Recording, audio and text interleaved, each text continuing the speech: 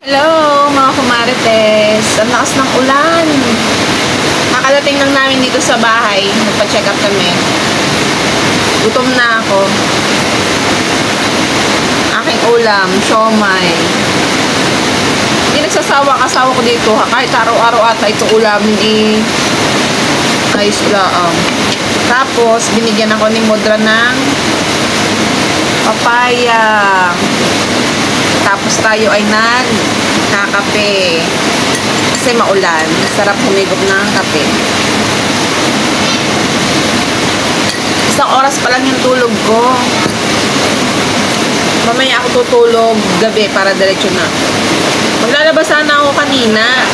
Kaso ang lakas ng ulan, di naman tayo makakatayo. Kaya bukas na lang ng umaga.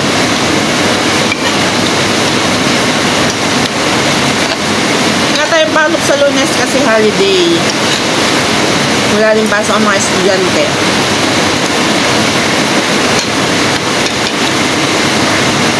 Tingnan nyo mga kumarites. Ito yung hiningi ng asawa ko dun sa suki niya ng pares. Tingnan nyo naman. Ito yung bawang oh. Ang daming hiningi. Tapos ito yung chili oil. Pang siomay namin. Mahilig ang asawa ko sa siomay. Napunta pa yan ng bayan, nabili ng isang order, magkano? 60, 6 na piraso. Eh dito, unlimited. Gumawa ka lang. 1 kilo lang yung ginawa ko, pero madami na ako nagawa. Kahit ilan pa yung kainin mo, pwede. Masarap din ito yung yung tawag dito yung fried siomay. Pero mas bet ng asawa ko yung steam.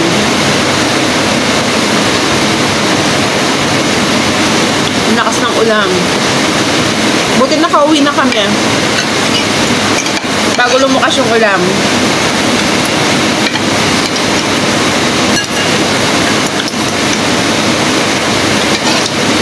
Nako, mga kumarites, palaki na tayo ng palaki. Ako na ata maibababa yung 70 kilo ko. Hirap naman kasi mag-exercise ka tapos may pasok naman, kaya ang hirap.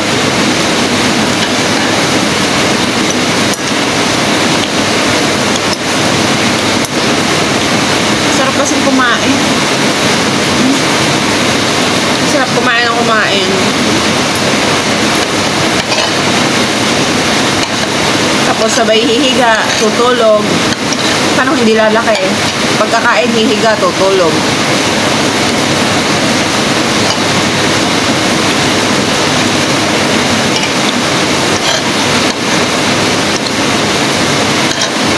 Lakas ng ulam. Buti wala kaming pasok ngayon.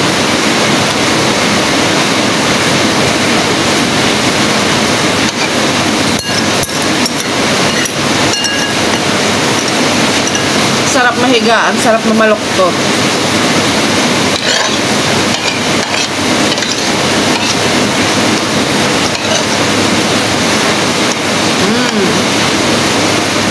Ano yan? Yung bawang. Sarap.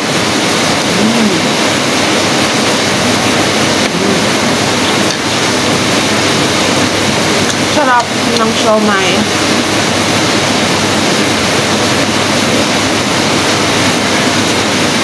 Tara, kape tayo. Sarap magkape na ulam.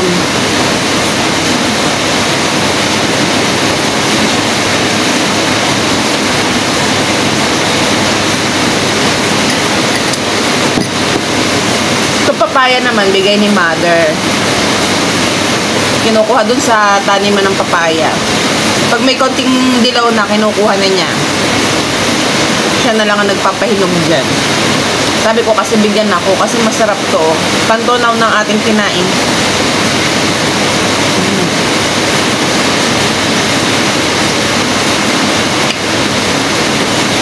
Matamis. Hindi nakain ito yung aking anak at saka yung asawa ko. Ako lang ang nakain na rin.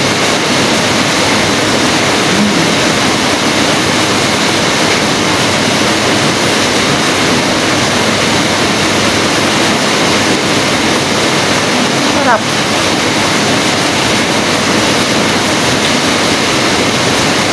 salamat po pala dun sa mga nagpa-follow sa akin. Dahil mga kumarites, yung mga reels natin nagka-trending. Siyempre, pinapakita yun ang pinapakita ni Facebook. May mga nagpa-follow sa atin. Yaan nyo, pag nasahod na tayo kay Facebook, hindi ko kayo kakalimutan. Hindi pa ako mga kumarites nasahod. Lahat ng earnings ko kay Facebook nakapending pa lahat. Dahil kailangan natin maka $100. Yun, kaya pending pa yung ating sahod kay Facebook.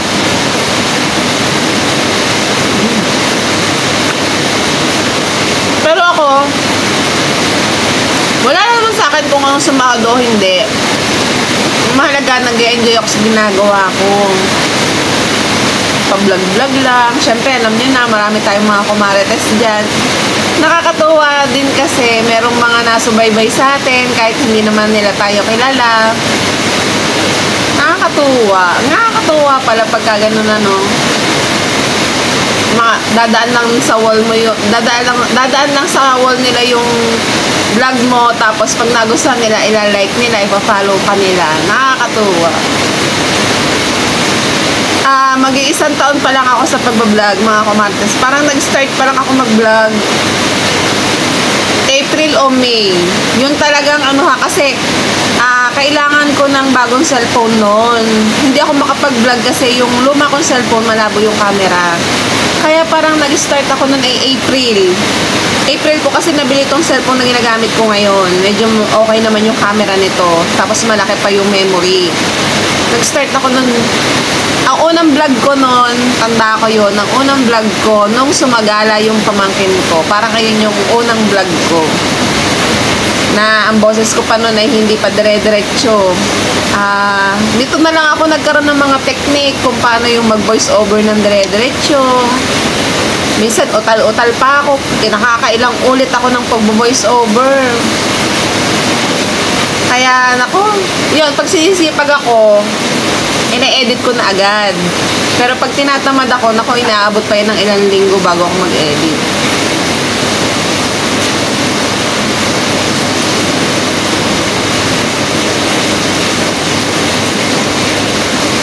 Kasi alam nyo, mga kumarites, ang pagbablog, hindi yan instant sikat kaagad. Ano yan, taon ang aabutin nyo. Kasi yung ibang mga vlogger na nakikita ko, as in talagang 2018, 2019 pa sila nag-start na mag-vlog. Tayo, nitong taon lang tayo nag-start ng ng pagbablog. Ano lang ako, April. Nitong April lang this year. Next year, mag-iisang taon na tayo. Pero alam nyo, nakakatuwa kasi lahat na nasa paligid ko, lahat ng mga taong nasa paligid ko, very supportive sa pagbablog ko, kahit mga katrabaho ko yan, mga kamag-anak ng asawa ko, biyanan ko, mama ko, mga kapatid ko. Lahat sila supportive sa pagbablog ko. Hindi yung sabihin nila na, wala namang kita dyan, ganito, ganyan, parang tanga, ganyan. Wala akong naririnig na ganon sa kanila. Very supportive sila lahat. Mas nakakatuwa nga pag naririnig ko na, yung, nagaling ka na sa pag-vlog. Yung gano'n na, tapos may tatawag sa yung idol. Nakakatuwa talaga. Yung parang lalo kang napupush na mag-vlog pag nakakarinig ka ng mga ganon. Ano naman yan? Nasa sa inyo naman yan kung gusto nyo i-share yung mga nangyayari sa buhay nyo. Depende naman yan sa inyo. Kung gusto nyo ng private, pwede naman. Ako kasi, hindi lahat niya-upload ko. Hindi lahat binibidyo ko. Pag may problema kaming mag-asawa, may problema kami sa pamilya, hindi na yun para dapat i-post pa. Yun lang. Meron, nakakaproblema din kami pero hindi ko na inaano yun. Ano lang tayo, good vibes lang. Dapat sweet lang palagi. Sweet lang dapat tayo palagi. Ayoko makikita nyo nag-aaway kami ng asawa ko, may problema sa ganito, ganyan. Kaya yun, kain is life na lang. Makikita nyo ako laging kumakain. Kaya, naku, sa palaki talaga tayo, wala tayo sa pagpapayat. So, yun lang mga kumarites. Napachika na naman ako sa inyo. Tapos kung kumain, magkakape lang at mamamaluktot na. Baka ako makakatulog. So, yun lang. Bye! Kakakain ko lang, mga kumarites. Si Modra nagluto ng pansit.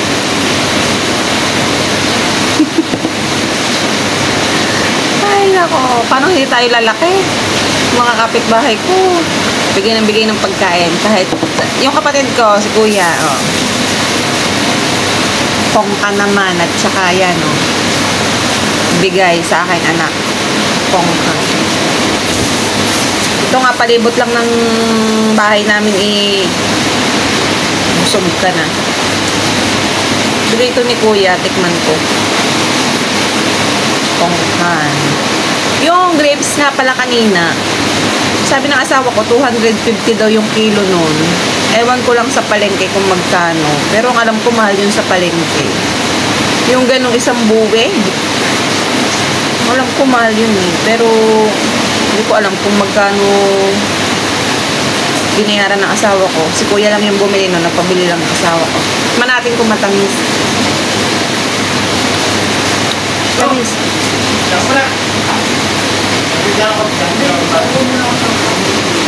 Tikman natin yung pansit. Kakain ko lang. Kauhugas ko lang ng pinagkainan ko. May lahok na kikiyam. May manok. Masarap tong ilumpia. Palaman sa lumpia. Manatin. Pero mamaya ko to kakainin. Baka gusto ng asawa ko, bibigyan ko. Ay, si Kurt pala. Tatanungin ko si Kurt baka gusto ng pansit.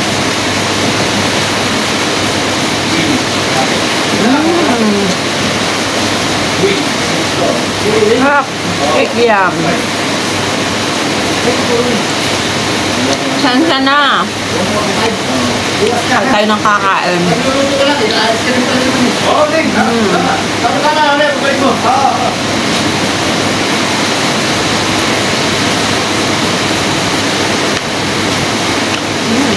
Sarap.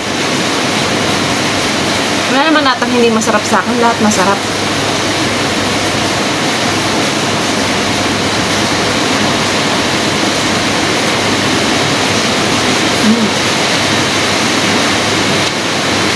Mainit pa.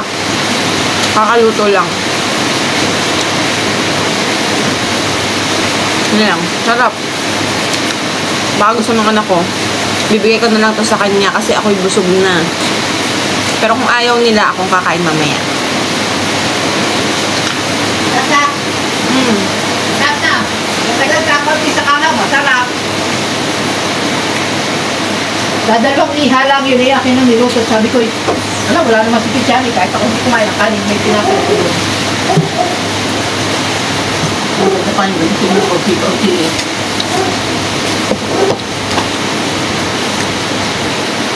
Pinapi ako doon. Ang tamis.